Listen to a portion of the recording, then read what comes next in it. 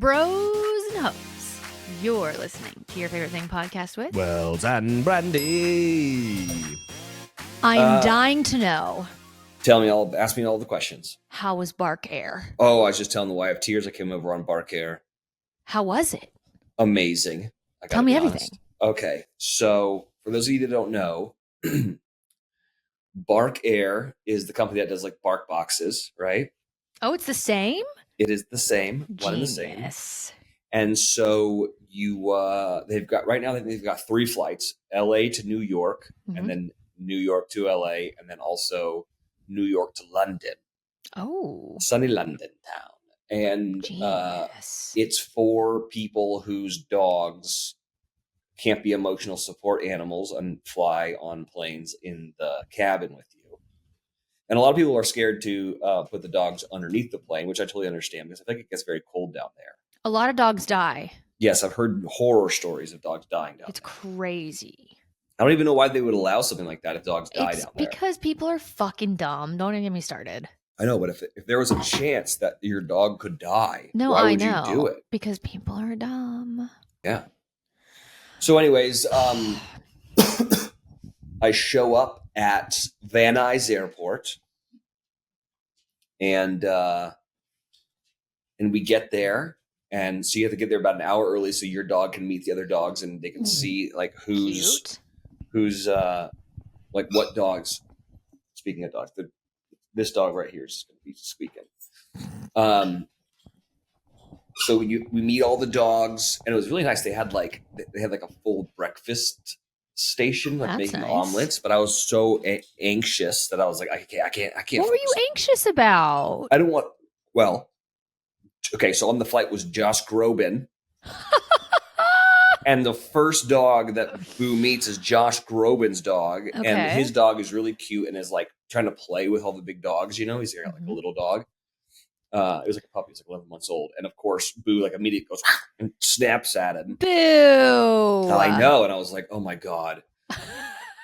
Of course, my dog is going to take a chunk out of Josh Groban's cute little white dog. And I was like, oh no. Yeah. So they're like, do you want breakfast? And I was like, no, I'm trying to hold back my dog from killing Josh Groban's dog, which is just so funny that it was Josh Groban's dog.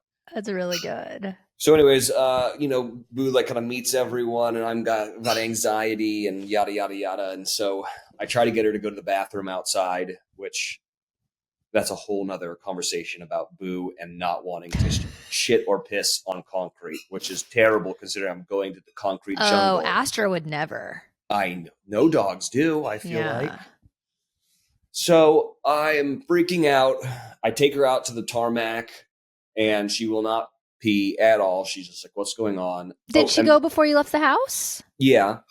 It's fine. And so I gave her a gabapentin, like a dog relaxant at like 7. The flight was at 9, right? So at 7. So my brother drives us over there and Boo is just like off the walls, like going crazy in the car. And my brother's like, dude, you're going to need to give her another pill. Oh, no. So I get there. She snaps at Josh Groban's dog. I'm like, oh God, here we go.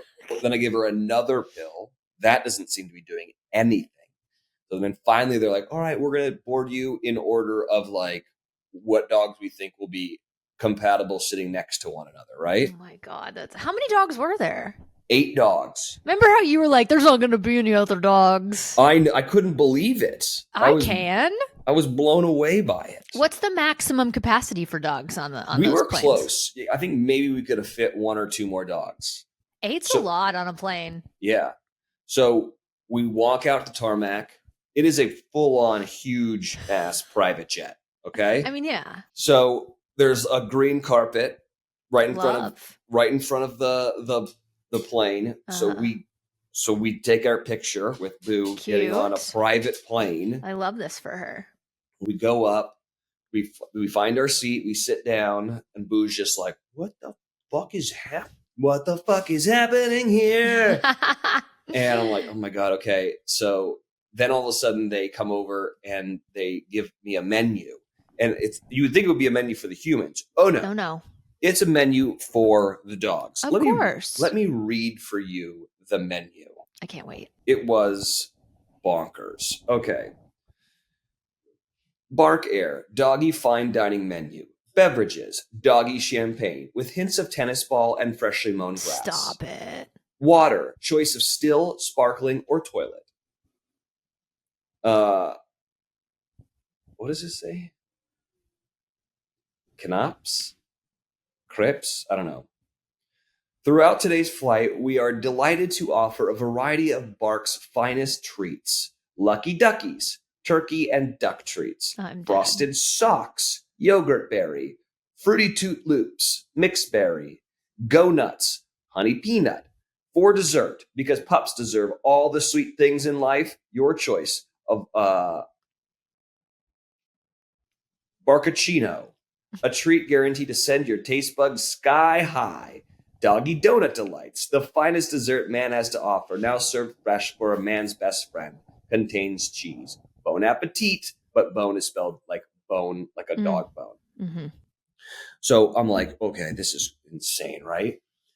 I think it's great. Yeah. So then finally, the second gabapentin starts to kick in on the old boober. Poor Boo. And she's like, oh, she's trying to keep her eyes open, but like things are happening. Like we're about to take off, you know? Oh no. So all of a sudden, you know, we pull back, we start going, and Boo's just like, what the fuck is going on right now? So then we take off, and she's doing pretty good, right? And I'm chit-chatting with everyone, and finally, you know, Boo falls asleep, and we're flying, and then, you know, I start to snooze. And here's my only complaint with Bark Air. Okay. The Bark Air stewards or whatever, are constantly walking up and down, like getting things for dogs, treats. You know, at one point they had a doggy spa mask that they were putting on dogs' faces.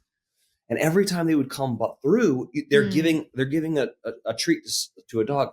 Anytime one dog sees that another dog is getting a treat, it's like, wait, what the fuck? Wait, hold on. No. I want one of these things. What's going on? And so I'm sitting there being like, can you guys stop? Yeah. Because she just fell asleep and now she's freaking out because Groban's dog is getting a treat. But I didn't say anything. And then, so then they finally give us a box of food for the humans, which was delicious. And in the box was a cupcake, and it looked like a totally normal human cupcake. And I was like, is this for the dogs or for the humans? And everyone's like, I think that's for the dogs. And I was like, I don't know. So then I take a bite of it. Delicious. Oh. Like a carrot cake situation with a nice frosting. And I'm like, you guys are saying that this is for the humans, or this is for the dog, but this is for the humans. And they're like, no, that's for dogs. I had eaten half a dog cupcake, and it was great. And then I gave the other half to Boo, and she's like, motherfucker. I mean, they were trying to tell you. I know, but it tasted so good. I didn't know. So anyways, we get through it. Landing's a little tough, rough, you know, like not that the flight, it was just like the dogs were like, what's going on? And then where do they land you? Teterboro? Westchester. Oh. Real rich people area. I'm flying in being like, this is not the New York I know. This is beautiful. There's golf courses and giant, you know, mansions everywhere. I'm like, did they take me to the wrong place? So then we land, and a fleet of black cars pulls up. We get off. I take her like out into the grassy area, like on the airfield or whatever. She pees. We're like, yes, that's good. Good news. And then we get into the car. Now, mind you, Brandy, Boo's first flight anywhere is private. Yeah. Okay. And then her first like Uber is in a black car. Okay. Mm-hmm. And by this time, the drugs are wearing off very, very quickly. Okay. Uh-huh. So much so that I'm like, oh no, what do I do? So she's in the car. She is going fucking nuts. And it's a nice black car. And she's like on every chair. She's jumping around. She's like, you know, in the seat right behind the driver. And she's sniffing the driver's, you know, ear and like licking him. And I'm like trying to roll on the window to be like, just, you know, put your nose out the window. That's not working. So it's an hour and a half drive from Westchester into Manhattan. The entire time I'm holding her like in like a headlock. Just like, you got to stay here. And she's like, no, I don't want to. I have so much energy. You drugged me earlier, you fucking asshole. And So I text Sarah and I'm like, I need you to come help me. I have so many bags, right? Like I'm basically living in New York for the rest of the summer with Sarah. I've got all my stuff. And Sarah's like, well, I got to go get the packages from, downstairs. I'm like, leave the packages, come help me. And she's like, no, it's fine. And I'm like, I text her, I'm like, no, I need you to be outside immediately. I need you to take this dog. My arm is tired. The dog's been in a headlock for an hour and a half from Westchester to Manhattan. And so what you're saying is this has taken like years off your life. Yes. Which isn't great since you're already kind of old. Fine. Thank you. We already did the 40-year-old episode. So then we get here. Now, going back to Boo doesn't shit or piss in concrete, there is nowhere to take this dog. Okay. We are 12 blocks from Central Park. Okay. Why didn't you guys get a place on Central Park for this reason? Because Sarah wanted to be close to the theater. Yeah, I get it. But like, I think this is priority.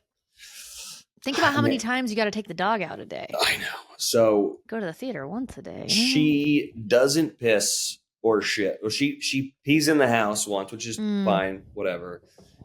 I finally get her to pee outside one time. That's a big thing. And then a couple days go by. She hasn't shit in a couple days. So I'm like, okay. So finally I walk her all the way over to Central Park. And like there's parts where like in the park where you can have the dogs in the grass area. Yeah. So I take her over there and I'm like, you gotta go pee, let's go poo-poos. Nothing. Nothing. So finally I'm like, maybe it's because I was thinking, it was she didn't want to shit and piss on concrete. Then I'm thinking maybe it's because she's on the leash. So then I release her from her shackles. Oh boy. All right. The chains are off. Nope. She is not maybe the drugs stopped her up a little. Maybe, yeah. That's a good possibility. Anyways, no poop. The next day I'm like, we got to do something. I don't know what we got to do. So we got to put an enema up this dog's ass. But this dog needs to shit. We don't do that, of course. So finally the next day we walk outside in the morning and Boo takes a poo. That's right. But she used to poo after every meal. Not anymore. Now it's like maybe once a day. Damn. But I got her. So today's like, I don't know, day 5 or something. I got her to poop this morning. And also it's tough because New Yorkers are already so angry, and I want her to piss in the street. That's where they're supposed to piss. But sometimes she just pisses on the sidewalk, and every New Yorkers are like, what the fuck's going on? Also, she has this really weird affliction where she has like really soft paws. So we put shoes on her, right? Every time she goes outside, she got to wear these shoes. Every New Yorker has to make a comment about the shoes. Oh, look at the shoes. Oh, that's so cute. Why does the dog have shoes on? And then this kid's like in Spanish being like, zapatos in the perro. I'm like, oh my God, I got to fucking deal with the shoes. Anyways, I think we've kind of figured it out. We've got a little bit of a balcony, so we bought one of those like little grass mats that maybe she can piss and shit on. That hasn't worked yet. And of course, we buy the grass mat thing. And it's a windy day yesterday. Comes in, we put it outside. We're like, here, piss here, shit here. The windy day, we go and we do something, we go to lunch or something, come back. The wind has taken the piss mats far down 7th Avenue. It's gone.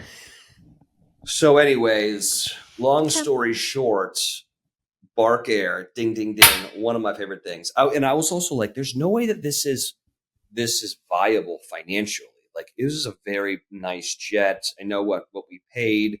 Like, I'm like doing the math. I'm like, You're right. The math isn't mathing. It's not.